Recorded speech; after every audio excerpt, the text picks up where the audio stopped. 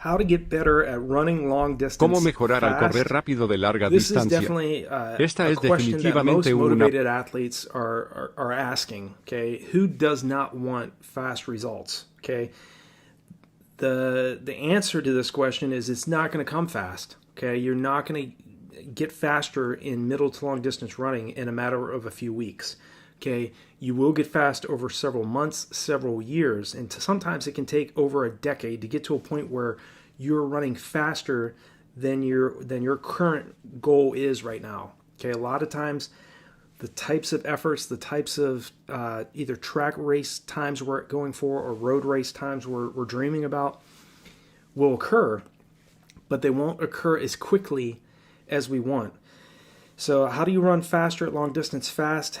You definitely start spending a higher percentage of your weekly volume, your weekly mileage, training at a faster effort. Okay, the world's top middle to long distance runners are running around 40% of their weekly volume at or below their anaerobic threshold. Okay, that is not an easy strategy to follow. Okay, the key thing is to learn from what the best runners do, but do what works best for you is what really matters most. Okay, if world-class runners are running 40% of their weekly volume at or below their anaerobic threshold, around 88 to 92% of their max heart rate, okay, that is high-quality running.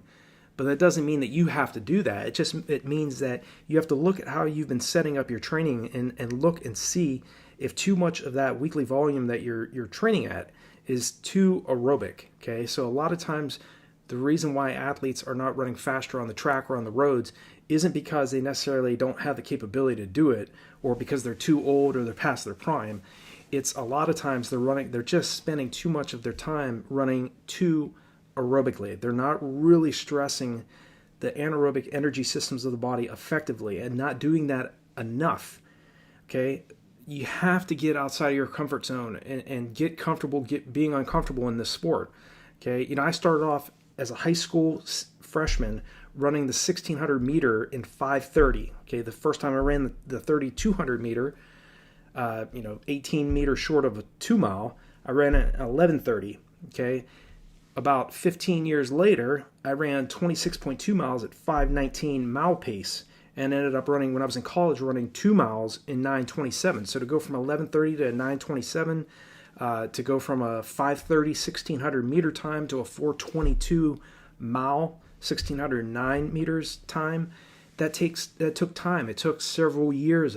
It took, in the marathon case, in my marathon PR, it took over a decade. So you really have to have a real strong belief in yourself, a long-term vision. You have to have a belief in delayed gratification, because running fast over long distances does not occur quickly. Okay, a lot of you athletes that are reaching out to me are very young. Maybe you're in 8th grade, maybe you're in college, maybe you're in high school.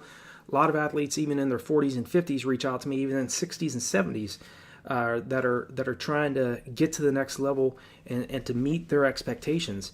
You really have to be patient. You have to pay attention to the other fundamentals that go into great running success, and that is paying attention to your nutrition. Make sure you're hydrating well during and after your workouts. Learning how to ingest fluid during your long runs. Testing a mixture of both just water as well as electrolyte mixtures. Maybe Powerade or Gatorade.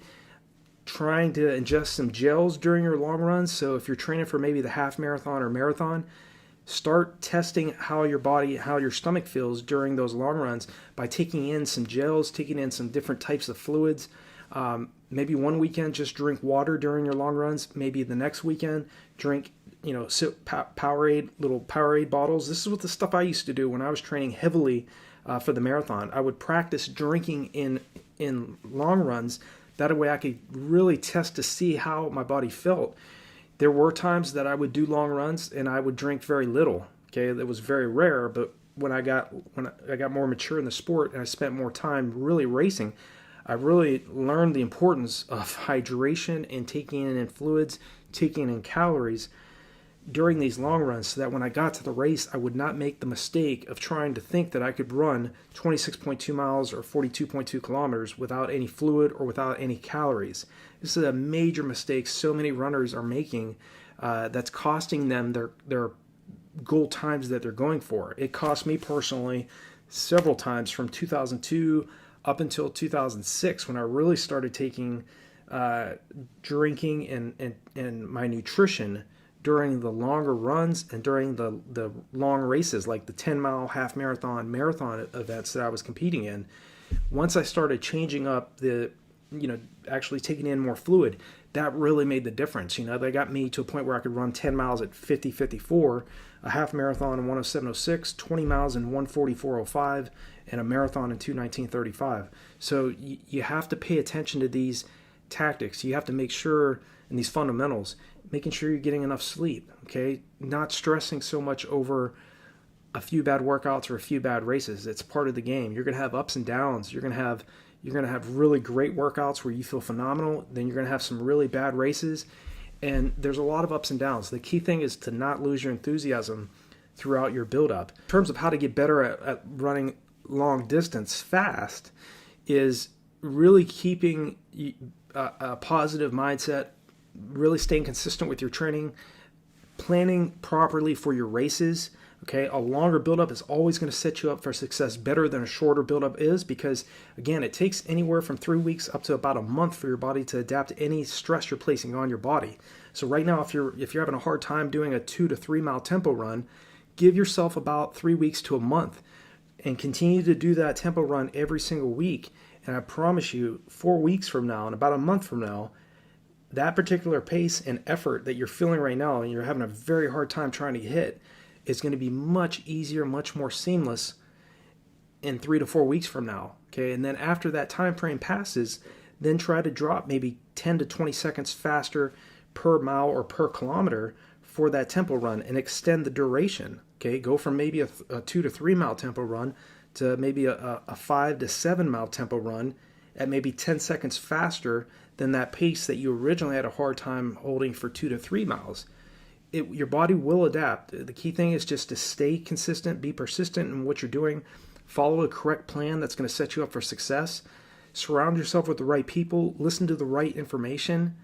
All these things together will help you get to a point where you're running long distance fast and not just easy. Just about anybody can run long distance easy for a few minutes or several miles or several hours. Okay, it's another thing to run fast over long distance at a very fast pace. And to do that, you have to train, you have to get outside your comfort zone. You have to do you have to follow all the fundamentals that go into really running great times and to be able to clear that lactic acid more effectively. And you have to do that, you have to improve your body's lactate tolerance. It's not going to happen by running consistent mileage over a long period of time very easily.